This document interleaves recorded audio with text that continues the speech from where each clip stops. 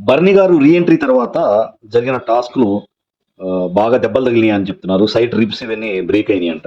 So, బర్నీ గారు లోపల రాగానే ఫస్ట్ అందరూ చాలా హ్యాపీ అయ్యారు. లైక్ దివ్య గారు ఎలక్ట్ చేసుకున్నారు. తర్వాత తనుజ గారు కూడా హ్యాపీ అయ్యారు. సో, అండ్ అంతా బానే ఉంది.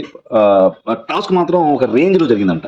చాలా పెద్ద టాస్క్. అందరూ హోరాహోరీగా ఆడుతున్న క్రమంలో చివరికి ఏ రేంజ్‌లో అంటే ఇమాన్యుయల్ గారి సంగతి తెలుసు. ఎలాంటి గేమ్ అయినా అవలీలగా ఆడే ఇమాన్యుయల్ గారు కూడా బాగా టైర్డ్ అయిపోయి గివ్ అప్ ఇచ్చారంట.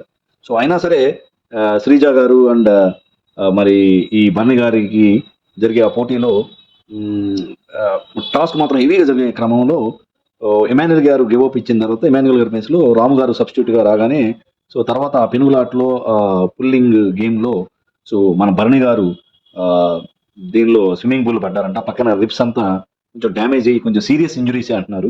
సో, 99% ప్రస్తుతం హాస్పిటల్‌లో అడ్మిట్ అయ్యారంటున్నారు. సో, 99% మళ్ళీ తిరిగి రావడం కష్టం అంటున్నారు. ఎందుకంటే అది హీల్ అవ్వడానికి చాలా టైం పడుతుందంట. కానీ రావాలని భరణి గారికి చాలా ఉంది ఫ్యాన్స్ కోసం. సో, మనం హోప్ ఫర్ ద బెస్ట్ వస్తే బావుంటుంది అని అనుకుంటున్నాం. చూద్దాం ఏం జరుగుతుందో. సో, ఇది ఇలా జరగడం మాత్రం చాలా ఆహ్, విషాదకరం అని చెప్పాలి. So, that is about Bharani garu.